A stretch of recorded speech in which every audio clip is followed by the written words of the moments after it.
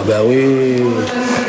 Je sais pas Alors, s'ils font quelque chose ici. Alors, mesdames et messieurs, ce soir c'est tout Bishbat, bien sûr. Ce soir c'est tout Bishbat. Nous avons appris plusieurs halakhot sur quels fruits il faut prendre en préférence, mésonotes, après les olives, après les dattes, après le vin. D'accord? On a appris que s'il y a un fruit qui contient 2 bénédictions, c'est un nouveau fruit. Alors il a beau repérer et Shechianou, il dévance tout le monde parce qu'il a plus de bénédictions. On a appris aussi que si c'est possible, c'est bien de manger, selon les kabbalistes, de manger 30 sortes de fruits, c'est-à-dire 10 que la peau se mange et l'intérieur ne se mange pas, 10 que l'intérieur se mange et la peau ne se mange pas, et 10 qui se mangent l'extérieur et l'intérieur. Ça veut dire qu'il n'y a pas de résidus. Bon, il y a des fruits comme ça, les kabbalistes ils disent ça, et celui qui veut vraiment voir, il écoute le dernier cours, là-bas il y a écrit, le dernier cours, il y a écrit pourquoi on mange le hétrog. Pourquoi on mange le hétrog à tout Bishvat? Celle qui peut, c'est bien. Il y a beaucoup de raisons. Celle qui ne peut pas tomber enceinte, si elle mange le hétrog, elle tombe enceinte. Celle qui veut un accouchement facile, elle mange le hétrog. Rabbi Chaim Paladji, c'est lui qui a dit ça. Et il a dit, le Bnei Issachar, il faut prier ce soir et demain pour avoir un bon hétrog. Et si le mari ne prie pas, la femme, grâce à Dieu, elle prie pour que son mari ait un beau hétrog, parce qu'un beau hétrog, c'est le cœur.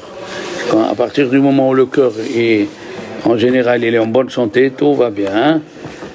Si le cœur il va bien. Alors, et il y a à Yehudi Akadosh, un très grand rave, il a dit, celui qui mange le hétrog à tout Bishbat, il est assuré de vivre encore 1 an. Donc, il y a beaucoup de choses sur le hétrog. Oui, le hétrog, il faut le prendre à Soukot. Il faut prendre les hétrogim qui sont chez les gens et faire de la confiture avec. Donc, il faut essayer de trouver quelqu'un qui a le hétrog. Si tu le veux vraiment, le bon Dieu va te le faire avoir. Il n'y a rien à faire. Bezrat Hashem. Alors, on va parler, parce que c'est très important ce qu'on va dire, c'est la base de la paracha de Yitro. C'est la base, il faut connaître ça. On ne peut pas marcher sans ça. La paracha de Yitro, on a donné le nom à un converti, la paracha de la donation de la Torah. Pour dire que la Torah, elle appartient à tout le monde. On aurait pris le nom, on aurait nommé la paracha sur le nom de Moshe. Les gens, qu'est-ce qu'ils vont dire? Ah, la Torah, elle appartient aux Juifs. Non, monsieur. La Torah, elle appartient à tout le monde. Et il y a des Juifs qui ont vraiment dépassé, il y a des convertis plutôt qui ont vraiment dépassé les Juifs. Rabbi Akiva, la Torah orale, elle est passée par lui. Rabbi Meir Balanes, les élèves qu'il a eus, les Shemaya et Avtalion, 2 grands Talmidei Chachamim qui ont enseigné la Torah à Hillel. Et puis Achilles, c'est le neveu d'Adrien qui a fait le Targum. Il a appris chez Rabbi Eliezer, Rabbi Yoshua. Sans lui, on ne saurait pas ce que c'est l'explication de la Torah. Donc, mais au moment du don de la Torah, c'est bien d'écouter ce que vous allez écouter. Dans le Mizmor 8 de Tehilim, il y a un verset qui dit Hashem ma'adir shimcha bechol haaretz.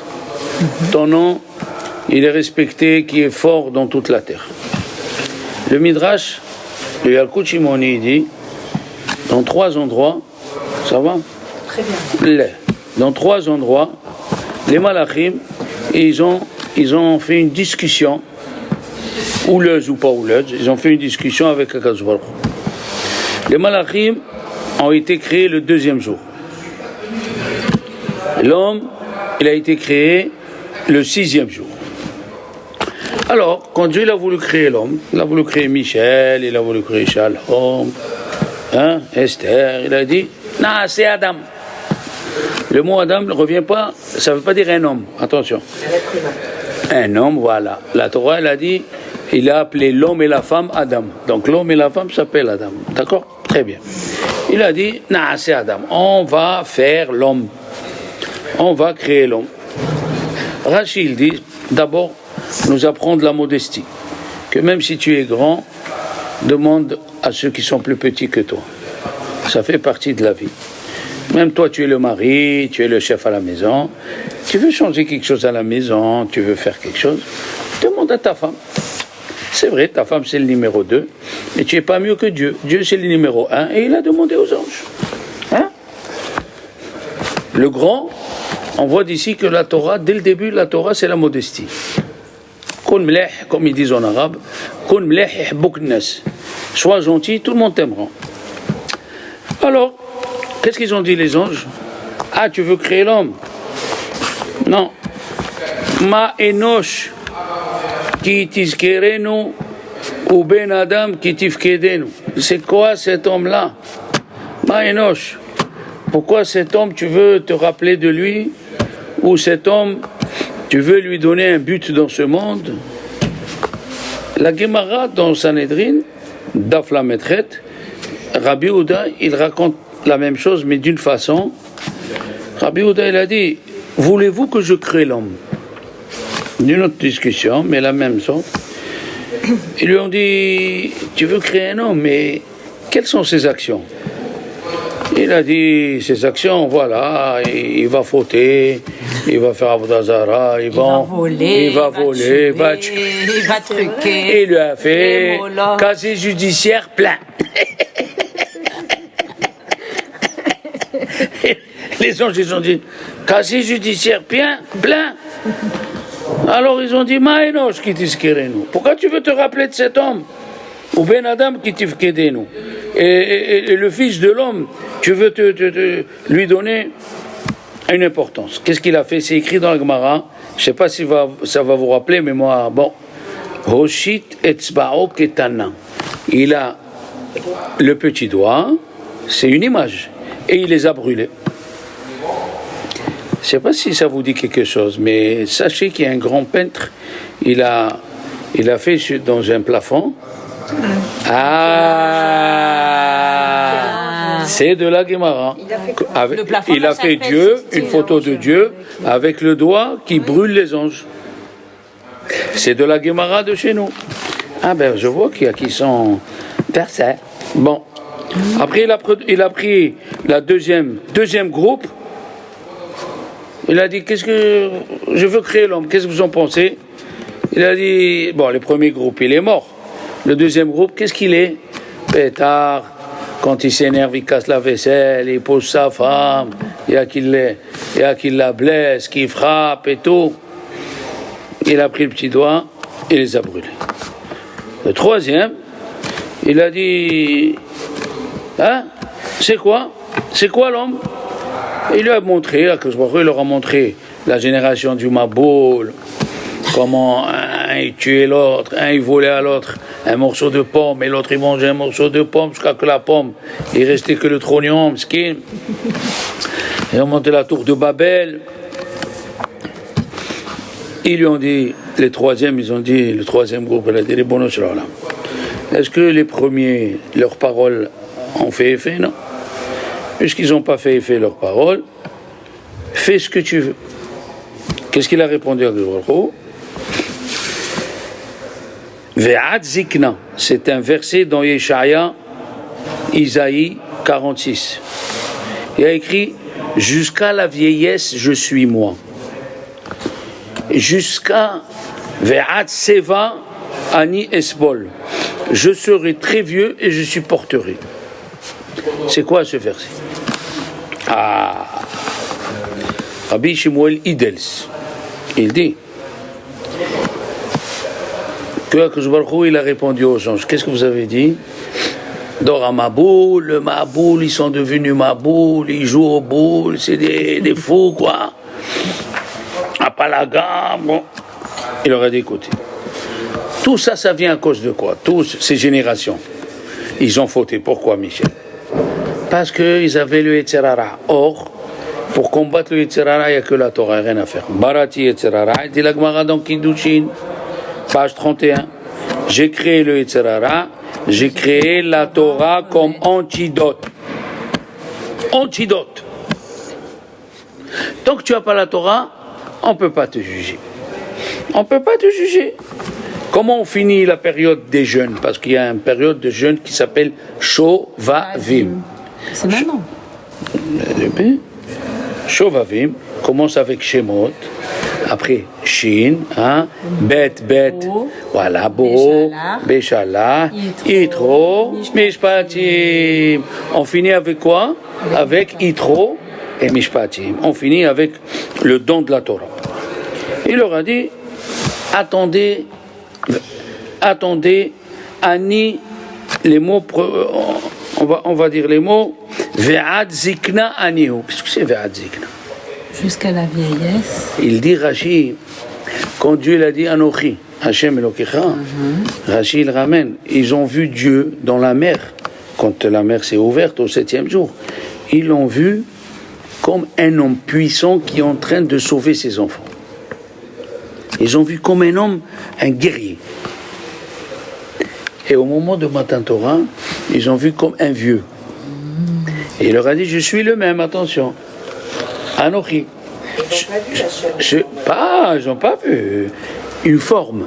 Ils se sont imaginés comme quelqu'un qui est en train de défendre ses enfants. Ça, c'est quand ils ont traversé la mer Rouge. Et quand ils ont reçu la Torah, ils l'ont vu comme un vieux qui donne la Torah. Quelle est la meilleure personne qui peut transmettre la Torah? Le vieux. Le grand-père et la grand-mère. Qui c'est qui n'a pas des souvenirs de grand-père et de la grand-mère? Ceux qui ont eu des grands-mères normaux, et des grands-pères normaux, pas ceux qui disent il est venu encore celui-là nous casser les pieds. Moi j'ai écouté une fois un rave, ils sont rentrés, il était fatigué le pauvre, ils sont rentrés ses petits-enfants, il dit à sa fille, allez prends-moi cette peste. Non, il était malade. Je dis ça, attention, il était malade, Hazvi Shalom. Mais il faut que tu donnes envie à tes petits-enfants de venir. Il faut acheter des petits jouets. Moi, j'achète les jouets en promo, à Monoprix. Ah ben oui, c'est la dernière démarque qui est vendredi. Je suis parti, j'ai acheté des jouets à 10 euros, 3 euros, des petits trucs. Et quand ils sont venus Shabbat, alors, papy, les cadeaux? Oui, allez, voilà. Et à la bas, des petits trucs, tu sais, tu deviens... des petits jouets que les enfants, des petites voitures faites en bois comme avant. D'ici, des petites voitures qui sont faites en bois comme à l'époque avec les roues et le chauffeur avec la tête jaune comme ça. Et alors elle vient dans notre synagogue. Elle n'est pas juive, mais elle était mariée avec un juif beaucoup plus âgé qu'elle. Alors, il a pris la voiture, mon petit-fils, parce qu'il m'a dit, papy, Ferrari, tu m'as amené Ferrari. Chaque fois, j'étais à Rome, je lui ai acheté. Alors, Be'ad Zikna. Donc il a dit aux anges, tout ce que vous dites, que l'homme il a fauté, attendez jusqu'à que mes enfants ils me voient comme un vieux au moment de Matan Torah. Voilà l'explication, très jolie. Donc quand la Gemara elle dit que les anges ils ont respecté le 3e groupe et Dieu leur a dit attendez la vieillesse. C'est quelle vieillesse? Quand les Juifs, comme ça il dit Rabbi Shmuel Hillel, s'il était en Autriche en 1680, il a dit comme ça, ils ont vu les Juifs au moment où ils ont reçu la Torah. C'est pour ça que c'est écrit dans Echa. Chochma bagoim ta'amin. L'intelligence chez les non-juifs il y a. Torah bagoim lo ta'amin. Torah chez les goïm il n'y a pas. Savoir se maîtriser au dernier moment, il n'y a pas. Il n'y a qu'à voir les plus grands intelligents dans le monde, ils ont fait les plus grosses bêtises. Ils ont vu Ish Milhama, Hashem Ish Milhama. Ils l'ont vu dans la sortie, dans la traversée de la mer Rouge, ils l'ont vu un homme, c'est écrit Hashem Ish Milhama. Maintenant, dans le livre de Rabbi Zerahia Barer, le livre, il a écrit Zerah Barer. La Torah, elle dit qu'il y a 3 malachim qui sont venus chez Abraham. Un, il s'appelle Raphaël, un Michaël et un Gabriel. Et la Torah nous dit, ils sont venus en forme Aravim, comme des Arabes, qui habitent le désert. Les Bédouins. Alors, Mais le Midrash, il dit, les trois, ils sont venus, le Midrash, il dit autre chose. Le Midrash, il dit, un, il est venu comme un marin. Oui. Et un, il est venu comme un boulanger. Et un, il est venu comme un nomade du désert. Alors il explique le Rav, parce que le monde, il est divisé en trois. Dans le monde, il y a trois malachim. Un qui dirige la mer, les marins. Un qui dirige la terre. Et un qui dirige le désert. Voilà. D'accord? Le Tosfot, il dit, Ve'ad Zikna. Ces trois qui sont venus, ces trois anges, ils sont venus, Ve'ad Zikna. Chez le vieux. Qui c'est le vieux? Abraham. Abraham, kol hakavod eter. C'est écrit, Ve'Avraham Zaken. Ils sont venus, ces trois anges, ils sont venus chez, ils sont venus chez Abraham, le vieux, et ils ont vu, si vous vous rappelez, La circoncision, que la circoncision. le troisième jour de la circoncision. Et Michel Aziza, elle a retenu, Kol hakavod, un cours de 6 mois en arrière, Kol hakavod. Il a écrit là-bas comment ils ont vu que la douleur morale de ne pas faire du bien a dépassé la douleur corporelle, la douleur physique. Ils ont vu, c'est bien d'avoir attendu tout ce temps jusqu'à, comme c'est écrit dans la Torah, et les Toledot, Hashamayim ve'Haaretz, voici la création du monde et de la terre, Behi Baream. Quand ils ont été créés. Pourquoi tu dis Behi Baream? Parce que le Hi, Behi Baream, Be'Avraham. C'est les mêmes mots, Be'Avraham. La terre, le Dieu, il a été créé, le monde a été créé pour Avraham. Celui qui nous a appris à faire du bien, malgré qu'on n'a pas. Je ne sais pas si... Achnasat Orhim. Faire du bien, même quand ça te fait mal. Il y avait un grand rabbin qui s'appelait Rabbi Haïm Kriesvert. Il habitait Antwerpen, Anvers, en Belgique. C'était le Dayan, c'est un grand rav. Et une fois, sa femme, elle est venue voir le président. Il lui a dit, Monsieur le Président, je ne sais pas ce que vous donnez à mon mari comme paye, mais chez nous, il y a du fromage, du lait, la viande que Shabbat, à peine si vous pouvez nous augmenter. Le président, c'est presque un rabbin. Le président, c'est un Talmid Chacham. Il lui a dit, venez avec moi. Il l'a amené à la banque. Et la banque, elle appartient à un juif. Il lui a dit, s'il vous plaît, vous pouvez nous donner le relevé de compte du rabbin Chaim Kriesvert. Il sort le truc. 6 500 €. 6 500 € plus le loyer de la maison. Il a dit, c'est pas possible, qu'est-ce qu'il fait?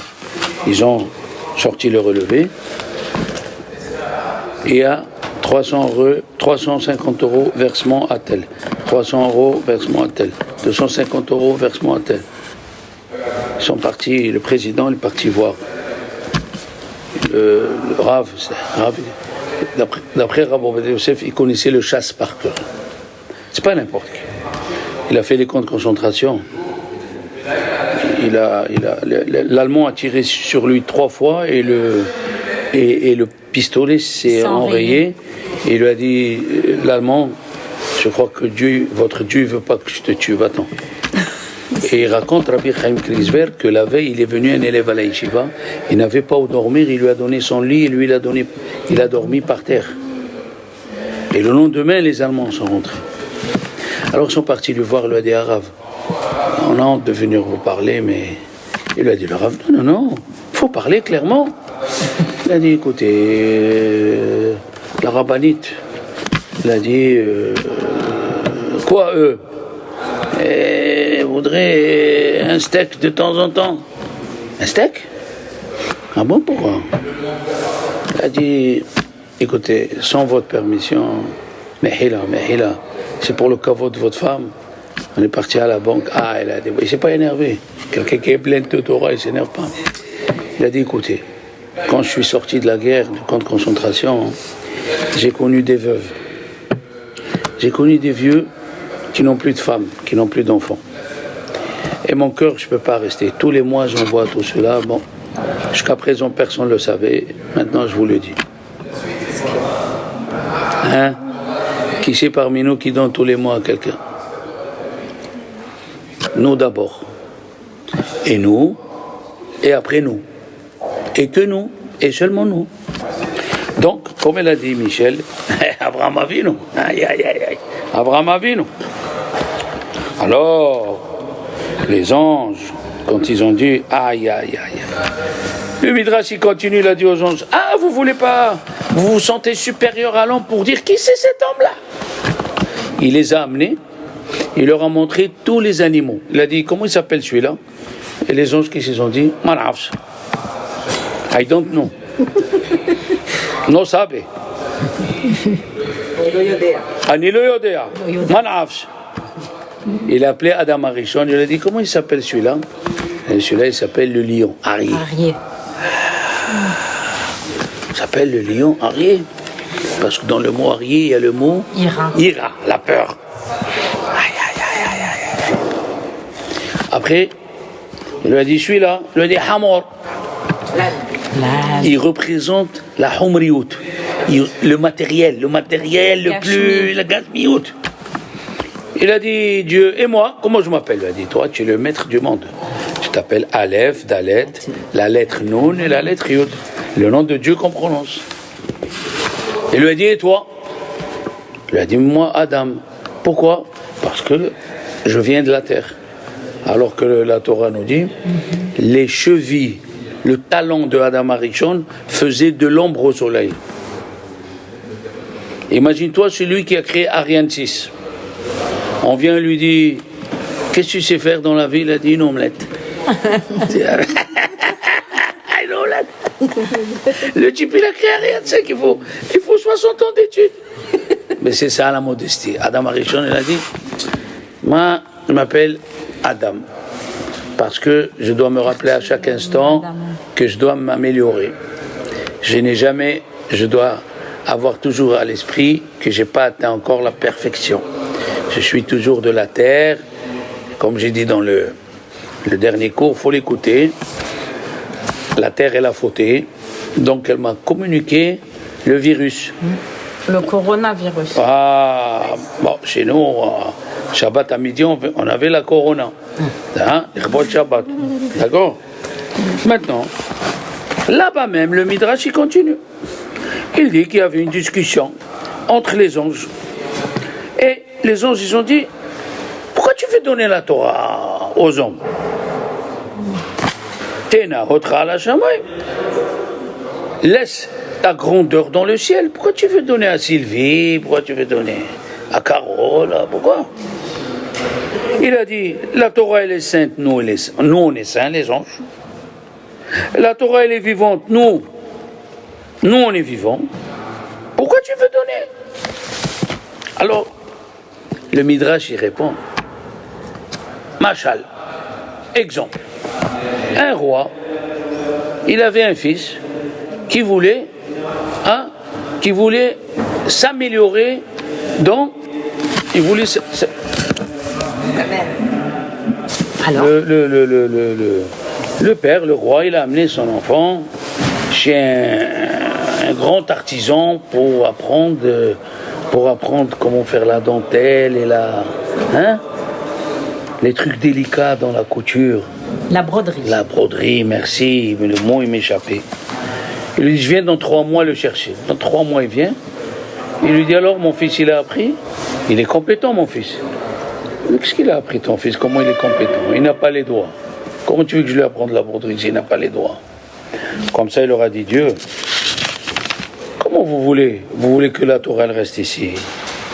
Il y a écrit dans le droit, un homme s'il meurt, vous mourrez? Non. Un homme s'il a la lèpre, vous avez la lèpre? Une femme qui accouche, vous accouchez vous? Vous n'avez pas les doigts pour la Torah. Comment vous... Bon, ça c'est la deuxième fois où ils ont discuté avec lui. La troisième fois, c'est dans la paracha Teruma. Quand Dieu, il a voulu créer le Mishkan, oui, le Mishkan, il a voulu le créer, ça veut dire qu'il a voulu descendre, faire sa maison ici. Les anges, ils ont dit, pourquoi tu veux descendre ici? Reste là-haut. La troisième discussion. Aujourd'hui, comme on a dit dans Hanouka, le Mishkan, il est à la maison, c'est la femme qui fait le Mishkan, avec la mezouza, avec la nappe de Shabbat, avec les beaux bougeoirs, les beaux bougies. Aujourd'hui, il y a qui prennent les bougies, qui ont les bonnes hauteurs. Ah, tu rentres la prière, tu sens, ah là là là là là là. Bon, c'est comme ça. Le Mishkan est venu chez toi. Dans la Gemara de Shabbat, c'est écrit. Rabbi Yoshua ben Levi, il a dit, je vais donner la Torah. Quand il est monté, Moshe Rabbeinu, recevoir la Torah, ils ont dit les anges, faites attention aux mots parce qu'on va jouer sur les mots. Ma le yelud isha benenu. Qu'est-ce qui fait un homme qui a été accouché d'une femme? Les mots. Un homme qui était Accouché, yelud isha.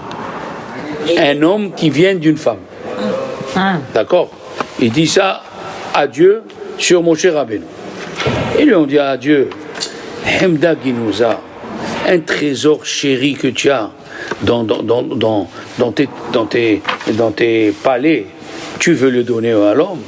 Et encore une fois, il prononce la phrase du Teilim, Ma enosh kitiskerenu, ou ben adam kitifkenenu. Ma adam kitiskerenu, ben enosh kitifkenenu. Tena hotcha bashamayim. Laisse ton honneur dans le ciel. Hein? Il a dit Dieu à Moshe Rabbeinu, réponds-leur. Il a dit Moshe Rabbeinu, j'ai peur du souffle de leur bouche. Il a dit Dieu, prends ma chaise et hos bekisse kevodi vehazer lahem teshuva. Prends ma chaise et réponds-leur.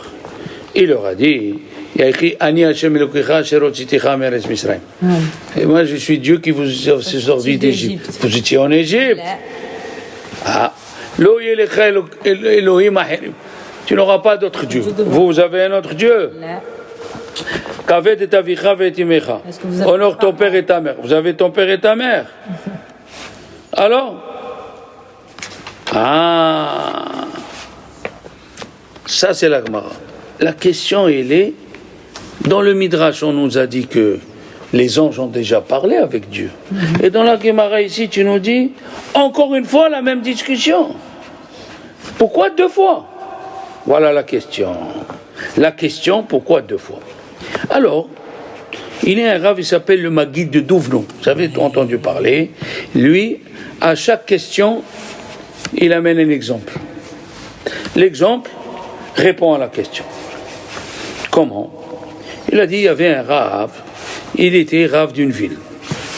Et, je ne sais pas si vous connaissez l'emploi du temps d'un rav.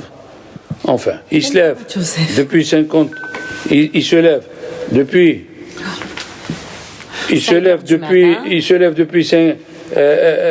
5 heures du matin et à minuit il est pas couché. Voilà. Alors, les prières, les cours, et encore les cours ici, à droite, à gauche. Et je te reçois les gens. Shalom Bayit, voilà, très bien, Esther, Shalom Bayit, la Shrita, la Kashrut. On sort ce, un jour. Il leur a dit, écoutez, moi je vais partir ça y est, je peux plus. Ils ont appelé un jeune, je vais aller à la retraite, ils ont appelé un jeune, bien comme il faut, dans la Torah, il a eu le diplôme. Ce jeune, il a tellement grandi dans la Torah, que la ville d'à côté, qui était plus grande, ils sont venus le chercher. Et ils ont fait la réunion. Le Rav leur a dit, voilà, moi je suis obligé de partir. Nous sommes une petite ville, nous sommes à Perpignan. Mais moi je vais passer, grande ville, Marseille, Lyon, quelque chose de grand. Et ils ont dit, d'accord, on peut pas empêcher la grandeur de notre Rav qui déborde. Bon, 2 jours avant, ils ont fait la Seudat Prida. C'est ce qu'on appelle Seudat Prida. La Seuda de séparation, de départ. Le pot de départ. Pas le pot. Chez les Juifs, c'est chez Ouda, ils sont parlé, l'ancien Rav comment il était, et le nouveau là qui est devenu, très bien. 2 jours après, elle est venue la charrette, avec 6 chevaux, une charrette, le dedans velours rouge, bordeaux, des trucs. Ils sont venus, une vingtaine de personnes l'accueillir. Et le Rav qui a préparé, la valise, tout ça, il entend du bruit. Qu'est-ce qui se passe? Il voit le conseil d'administration de sa ville, là, avant de partir dans la nouvelle. Ils sont là, ils ont pris les chevaux, le Rav il part pas, il y avait les gens du village, ils sont venus avec des pancartes, ici il était, ici il reste, c'est pas possible. C'est étonnant cette histoire. Alors, il sort le Rav, il vient voir sa communauté là, avant de partir dans la nouvelle, il dit, qu'est-ce qui se passe les enfants? Il y a 2 jours on a fait la Séouda. Il a dit à Rav, on ne veut pas vous laisser partir comme ça, qui ne croient pas, la nouvelle ville qu'on veut se débarrasser de vous. On ne veut pas que vous partez. On sait que vous devez partir, mais on ne veut pas que vous partez. Vous êtes très chers à nos yeux. On vous aime. Que les autres, ils ne s'imaginent pas qu'on vous a... Alors, la même chose, ils ont fait les anges. Ils savaient ce qui était écrit dans la Torah. Ils ont déjà discuté avec Dieu. Ils savaient ce qui était écrit dans la Torah. Seulement... ils ont voulu montrer aux hommes, elle n'est pas descendue comme ça la Torah. Quand il est battu pour l'avoir. Quand il est descendu, c'est les mots que j'allais employer. Quand il est descendu Moshe, les Juifs lui ont dit alors, comment c'était là-bas? Il a dit ne pose pas de questions. C'était la guerre totale. Les anges ils sortaient du feu, les anges ils sortaient, ils voulaient pas me laisser. S'il n'y avait pas Kadosh Baruch Hu, je ne saurais pas. Alors les Juifs ils disent les anges ils ont tu comprends? Ce serait une honte si Moshe Rabbeinu serait monté et les anges ils lui disent pourquoi tu es venu pour la Torah? Elle est là, prends et fous le camp. Voilà, comment on fait quand on reçoit de la famille? À la porte, on parle une demi-heure à la porte de la maison. Si elle te dit ta soeur, elle vient, et tu dis bon, au revoir chérie, au revoir, allez, va. Toi, tu ouvres la porte, tu dis j'ai allumé la lumière de l'ascenseur. Non, reste encore. Mais c'est quoi ça? Mais c'est une honte si tu ou bien comme ils disent les Juifs d'Algérie. Si tu reçois des invités, tu commences à balayer la salle à manger, ça veut dire du balai. Du balai, voilà. Du balai, non. Alors les hommes. Alors, Moshe Rabbeinu, les anges ont voulu donner la valeur. Ils savaient que ça allait descendre. Ils ne peuvent pas faire autrement. Mais, de la lâcher comme ça, facilement, c'est comme si un type, il se sépare de sa femme, il n'a pas divorcé. S'il se met à pleurer, pourquoi tu t'en vas chérie, je veux pas, reste avec moi, et il se met comme ça, change d'avis, à la fin. Ça va, ils se sont séparés. S'il retéléphone pour dire allez, reviens à la maison, je viens te chercher, les enfants ils lui ont dit tu as vu, il n'a pas fait l'apéritif le jour où il s'est séparé de toi. Il n'a pas fait l'apéro, il a bu avec, il était peiné, il n'a pas mangé, ça touche la femme. Alors les Juifs ils ont dit à ce point, oui, comme elle a dit Esther, on nous dit dans le passouk Alita la Maron, tu es monté au ciel, Shavita Shevi. Tu as pris une captive.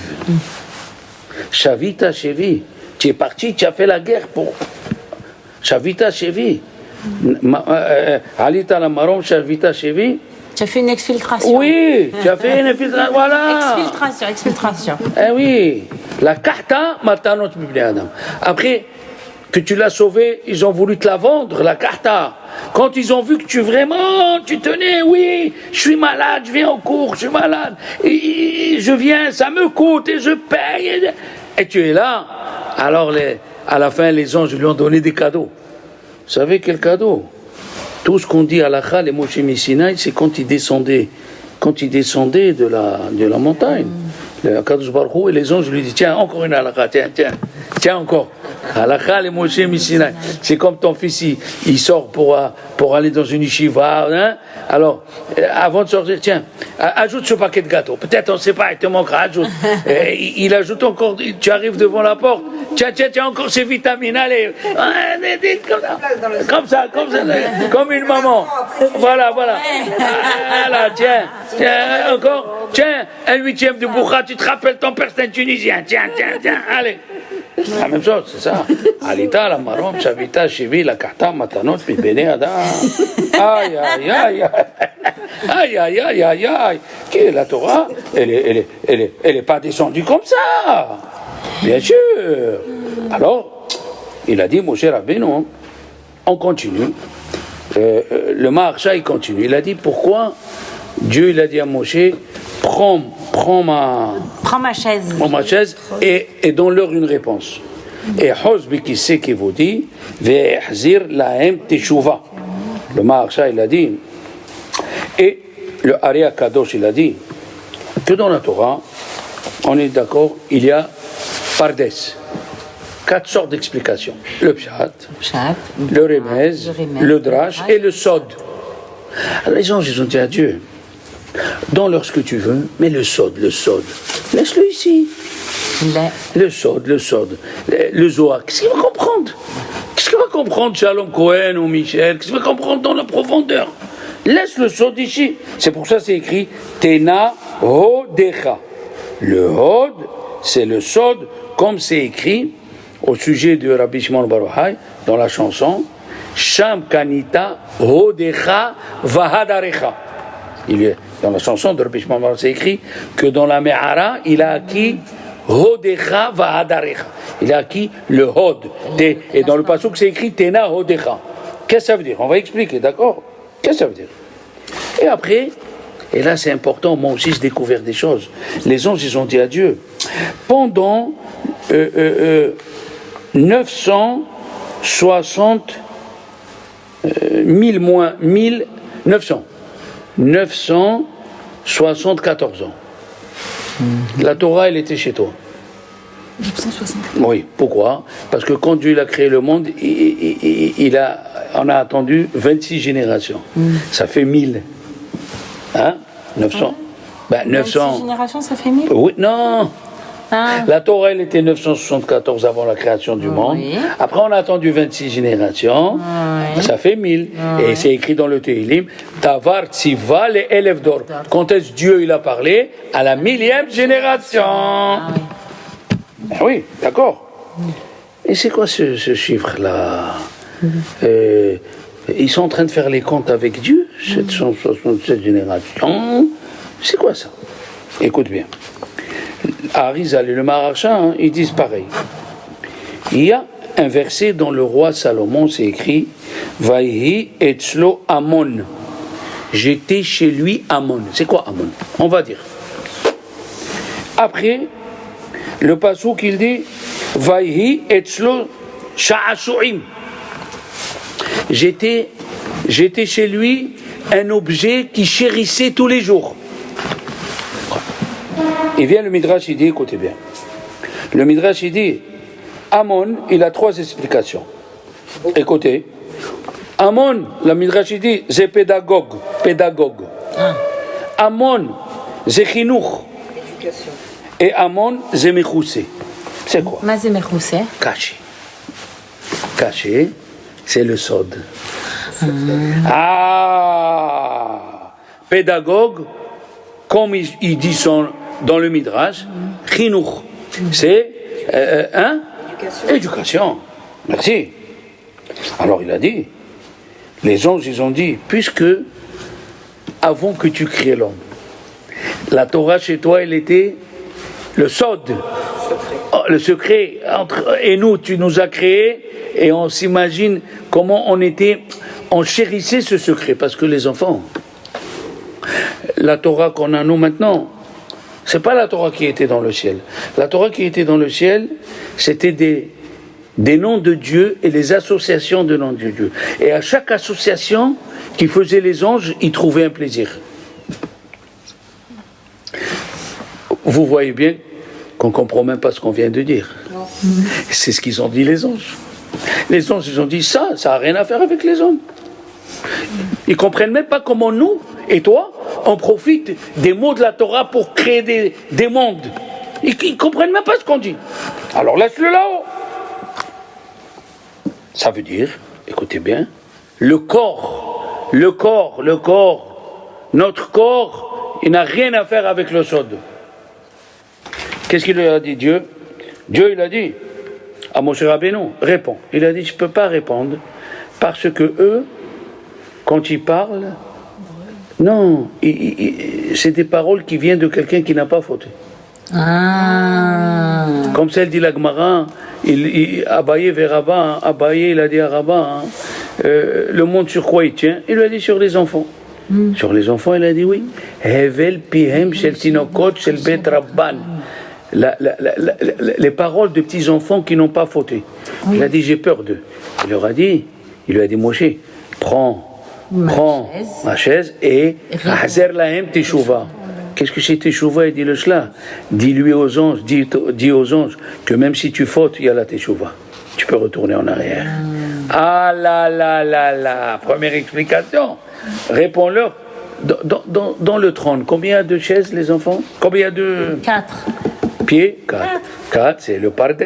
Pshat, mais il a dit Moshe Rabbeinu. Nous, on peut étudier le sod. Pourquoi on peut étudier le sod? Parce que si on faute, c'était ça votre argument. On est des gens qui fautent, on va impurifier les noms de Dieu. On peut faire teshuva. Voilà la deuxième explication. Il a dit, la preuve. Et là, j'ai appris quelque chose d'extra à Michel. Rabbi Shimon Bar Yochai, comment il étudiait la Torah? La Gemara, elle dit. D'accord, ça on le sait. Tu n'as pas ajouté beaucoup de choses. Continue. Avec les caroubes dans une grotte par terre. Zid. Alors, ils ont levé les habits. Oui. Et ils rentraient dans un trou et ils se couvraient du sable jusqu'ici. Oui. Pour montrer que leur corps, il était détaché de l'âme. Et l'âme pouvait étudier les secrets de la Torah. Rabbi Shimon Bar Yochai. Rabbi Shimon et son fils. Oui. Les autres, ils ont dit, mais il peut pas, l'homme il peut pas. Voilà. On a dit, tout à l'heure, on a parlé du poème de Rabbi Shimon Bar Yochai. Sham kanita hotra vadarecha. Là-bas, tu as acquis le hôte. Comment tu as acquis le hôte? Quand tu t'es séparé du matériel. Alors, réponse fantastique. Eux, qu'est-ce qu'ils ont dit? Ma yelodisha. Qu'est-ce qu'il fait ici? L'homme qui sort d'une femme. Ça veut dire de quelqu'un qui peut fauter. On vient leur prouver qu'on peut arriver, même si on faute, on peut faire tchouva, et que notre âme, elle peut recevoir le sod. Mamash. Ad kissé à kavod. La teshuva, elle atteint jusqu'au kissé à kavod. Maintenant, une autre réponse. Il a dit, Haïm Tobim. Hein? Comment? Alors, là, vous allez comprendre une chose fantastique. Rabbi, le Ben Ishraï, il a amené un exemple. Il a dit, un papa, il avait 2 enfants. Lui, il est parti en Inde, il a fait les affaires. En Inde, maintenant, c'est là où il y a les pierres précieuses. Oui. Il est arrivé à un âge, bon, il doit partir. C'est l'âge. On ne peut pas arrêter l'horloge du temps.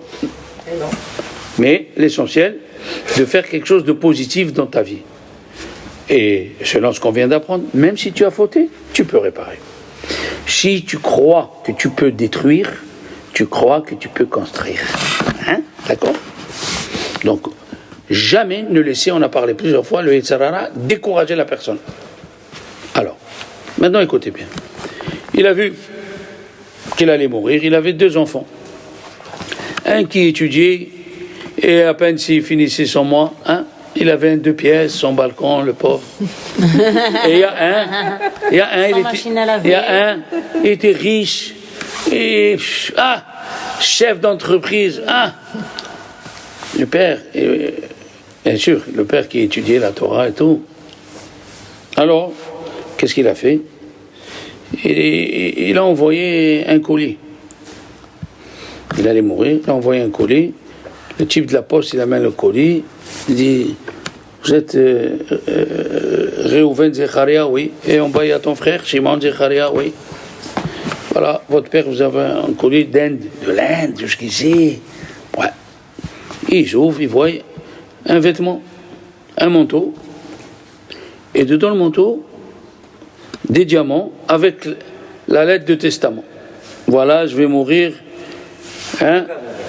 Il va mourir il va mourir. Il va mourir. Alors, j'envoie le testament. Qu'est-ce qu'il y a écrit? J'envoie le testament. À qui? Alors le grand, il a dit sûrement pour moi, parce que moi, j'écrivais avec papa, j'avais toujours des relations avec papa. Le deuxième, il dit, qui semble le frère le plus petit, il dit, pas du tout, moi aussi j'ai écrit, mais de temps en temps, j'économisais, j'allais le voir. Alors ils avaient un différend. Il a dit, on va aller demander au Rav. Parti chez le Rav. Ils sont arrivés chez le Rav, ils parlent et tout. Le Rav leur dit, moi je peux vous poser une question. Si votre papa voulait vous envoyer des pierres précieuses avec un testament, pourquoi il a envoyé un manteau? Le petit qui était dans la Torah, il a dit, peut-être il a envoyé le testament à celui à qui le manteau il va lui aller. Le fils, le grand, l'aîné, était grand de taille. Et le petit, il faisait 1m45 sur une chaise. Ils ont pris le manteau, le petit, il a pris le manteau, il a mis, ça lui allait. Et le grand frère, il lui a dit, c'est à toi que ça revient. Alors, mon cher Rabbeinu, il a dit aux anges, vous dites que la Torah, vous ne voulez pas la donner. Mais la Torah, comment Dieu il nous l'a donnée? Habillée dans des histoires. Abraham, il a reçu, Yaakov, il est parti travailler, Isaac, hein? Donc il a habillé la Torah avec un habit. Il n'a pas donné sec les noms de Dieu. Donc à qui il revient? Les anges, ils ont dit, tu as raison. Hein? La Torah, elle te revient parce qu'elle est habillée.